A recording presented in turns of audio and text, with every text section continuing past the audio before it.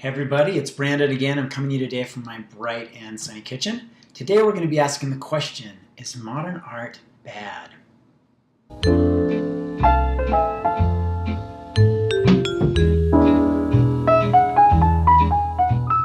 All right. Well, today um, I wanted to respond to a video that I have seen kind of making the rounds. It's been a while since it first kind of started popping up, but I feel like it kind of constantly kind of pops up every once in a while. And I see a lot of my cartoonist and illustrator and concept artist friends responding positively to it and liking it, which is concerning to me. So I want to talk about this video and talk about why I find it concerning, why I think it's problematic, why I think that my artist friends should be really disregarding it. So the video is part of the PragerU series of videos. I'm not a big fan of most of their videos. This one, though, is particularly angering for me because it is about art, and what it says about art is, and its implications are much more directed and pointed at things that I am really passionate about. So it's a video that's basically narrated by Robert Florczak. I wasn't familiar with his work before this, but I mean, you could check out his work. I put a link to his work in the comments. You know, and he's a very accomplished classical traditional um, painter and artist. You know, you can see a very high skill level in his work. And personally, I am a great admirer of classical traditions of art. You know, that's a foundation of really the majority of the work that I do. There's a certain amount of stylization, cartooning, and expression to what I do. But you know, at the very core of what I'm trying to do day to day, what I'm trying to be better at, it's about these very classical, you know, skills of draftsmanship and these traditions of you know, figurative art and perspective and rendering. So, and you know, I'm not just a guy that likes this for myself. I also like want to see these traditions and these skills expanded and learned by more people. I want to see people empowered by this. So, why am I so bothered by this video? I guess I'll include a link to this video, the video I'm mentioning below as well. But if you're not familiar with the video, uh, basically the argument that Florczak is making, he's making a couple big claims here, but to kind of sum it up, he's saying that, you know, classical art for, you know, over hundreds or thousands of years, we created this tradition where we learned to create very beautiful and inspiring work. And then within the last 200 years, modern art has kind of pushed out classical art, and now modern art is all ugly and absurd and silly. That's kind of a very quick, just like summary of the argument he's making. So on the surface, this video is about bringing back great art. That's what it kind of portends to be about, but it's really not what it's about. This video is about shutting down art, and that is why I'm concerned for you know, other artists to take his arguments too seriously. So I want to kind of get into this, but first I want to respond directly to his claims. There's really two big claims I want to respond to. So the first thing he kind of claims is that modern art is ugly and absurd. So there's kind of several problems with this claim. The first one I want to address is just kind of an issue of terminology. So there are kind of two categories or terms of art that I think are worthwhile knowing in the discussion. One is modern art, that he does a pretty good job of defining, you know, kind of starting with the Impressionists and their kind of opposition to the, you know, French Academy, and going through all the other isms, right, with cubism and absurdism and expressionism and Fauvism and pop art and abstract art, all those other things that we think about as modern art. Um, Now, there's also another term that's important to know, and that's contemporary art. Contemporary art is kind of really roughly considered to be everything, I think, kind of 1970s on. And it's much more diverse category of art. So within contemporary art, you're going to see much more performance art, um, video art, installation art. And installation art basically means you are kind of using a space to create art. So it's art that could fill a room or another space. Um, and so that's kind of the other term I want to bring up. And I'm going to use contemporary art more frequently when I kind of talk about my response um, to Florczak's video essay here, since I think that's really what he's referring to when he's criticizing the pieces that he's mostly criticizing. They look to me to be falling more within the world of contemporary art. I think he would have a much harder time making his argument if he was really only limiting himself to what an art historian would call modern art. When you get into modern art, you are talking about things like Rothko and Mondrian and Modigliani and Gauguin and even the Impressionists. And it's really hard, I think, to look at the body of work that you can call modern art and say that it is ugly, absurd, or at least completely all ugly, absurd, and silly. And I'll get to that point later that, there are lots of different things that art does. But yeah, I just want to talk about terms first. So now let's get to his point of modern art being ugly, absurd, ridiculous, silly. Um, so my big problem with that is he is just making a really reductive, painting a really reductive picture of what contemporary art is. He's really only picking a few pieces of contemporary art that make his point. If you were to trust this picture of contemporary art, you would think the majority of it is somehow involved with pooping or urinating or some sort of scatological reference. I'm sure it happens sometimes. Just from experience, I've been to lots of different galleries, lots of modern art galleries, lots of contemporary art galleries and shows. Um, Poop doesn't come up that often. I'm sure it happens sometimes, but it's not like a consistent part of contemporary art.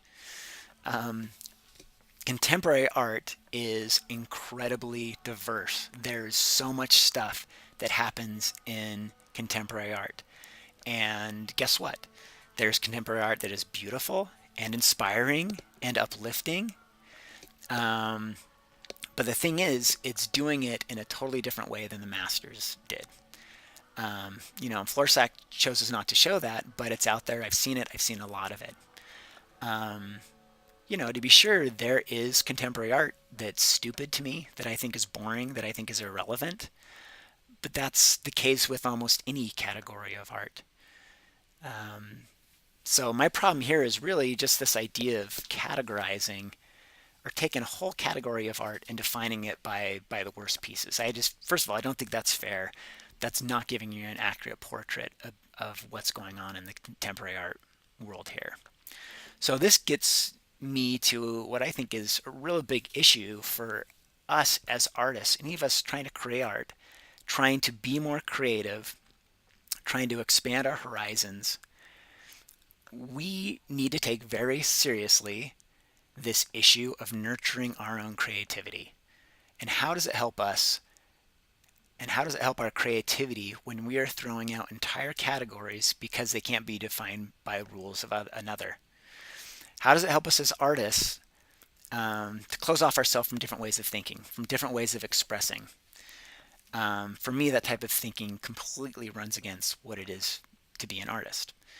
I really should pull together some examples of contemporary art that I really find inspiring.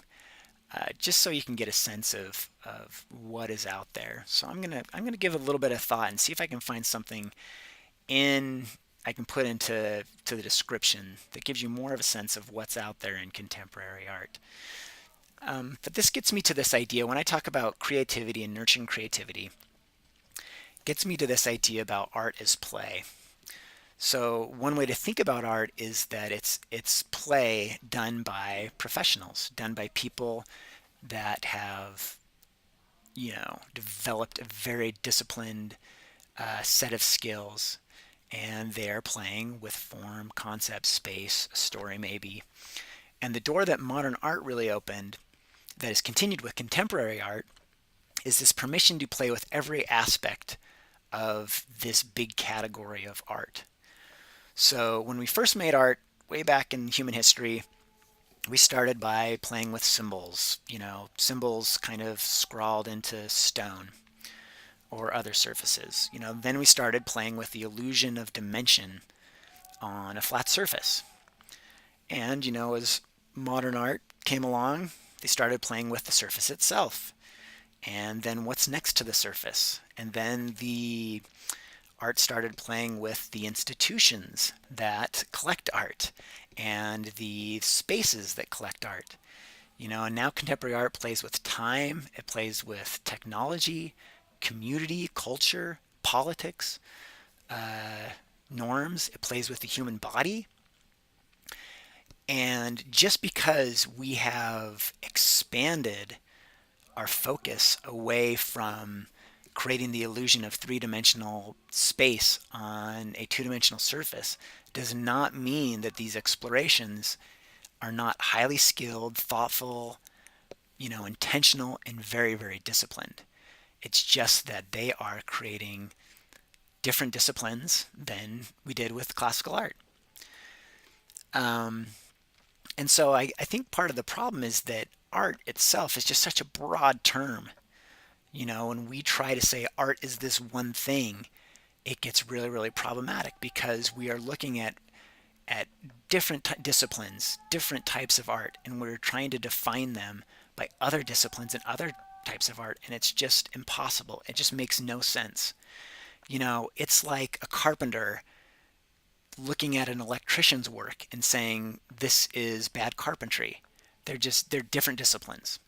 But they do work together. They do support each other if you are aware of their relationships. So, the other point I wanted to make is that I think the other fallacy that Florczak is kind of communicating here is that modern art is ugly and that classical art is all beautiful and inspiring. And classical art is not all beautiful and inspiring. Since the beginning of time, art has been a venue to express a full gamut of human experiences.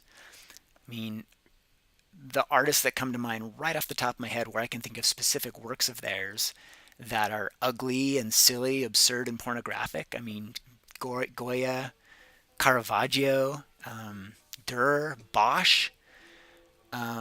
You are going to find ugly, absurd, and silly from all the great masters if you look for it. But like I said, art is not meant only to be inspiring and beautiful. It's meant to play this larger role of communicating and expressing, this vast array of human emotions and experiences. And guess what? There is even a place for art to talk about poop and to express poop and pooping and scatological things. Of course, when you only focus on that, then yes, that's an inaccurate depiction of humanity if you're only going to talk about poop and poopy things. But there's nothing wrong with that being part of the full gamut of human experiences that you express. So this takes me to kind of his prescriptions, I guess. His big prescription is this idea of a universal standard of art. And this is one of the areas that I have a big problem with. And it isn't that I have a problem with standards. I think standards are extremely important, and within any discipline of art that's worth its salt, you are going to find stringent standards my problem is with this idea of a universal standard. My big question is, why does this standard have to be universal? And just to be clear, universal means that it is a standard that applies to everyone and in all situations. That is what universal means. It means all encompassing. Why does the standard need to be universal? And this brings up some other important questions. If there is a universal standard, who enforces the universal standards? Who sets the universal standards? Who is going to decide these things? There is an implication when you say something like universal standards that there's a desire to return to a government sponsorship of a certain standard of art. And we have to ask the question, do we want to return to an era of royal academies? As Floursac mentions, he talks about the Impressionists going up against the French Academy. These academies were rampant in Europe at this time. There was academies in Britain and academies in France and, in these other European countries. And they did not have a very great history of forwarding art. If you want like a good example, a good recent example I listened to of this happening, you can look at Malcolm Gladwell's Revisionist History podcast, and he talks about this experience of the British Royal Academy of Art and basically how they shut down the career of this brilliant woman that was a painter at that time. So you have to ask the question, is that the type of system that we want to return to? A system that's had a very bad record of encouraging and forwarding art. As a matter of fact, I would say that we have a better system now. But I guess one other point I would make before I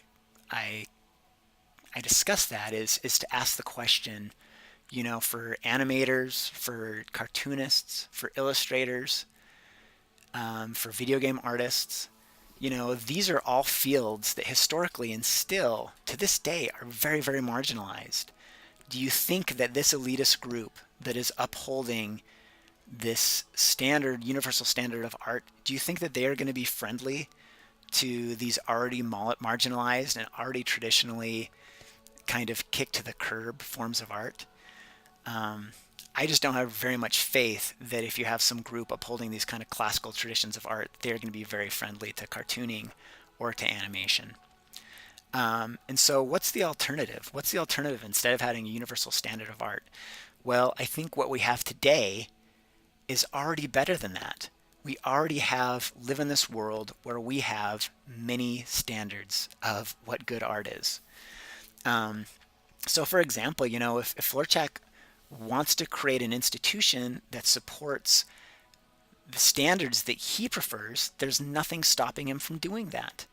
And there already are. He already mentions some organizations that you can support. And I encourage you, if you want to support that type of art, support the institutions that he mentions.